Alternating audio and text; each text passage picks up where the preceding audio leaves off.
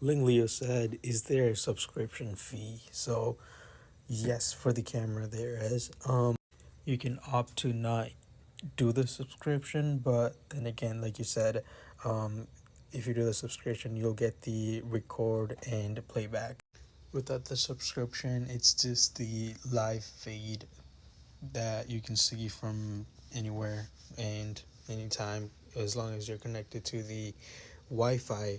And the subscription gives you the full record and playback. So any movement around the house, I actually just got a notification while I was like standing right in front of it.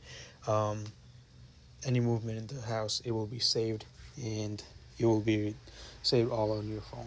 And it's only $30 for a whole year.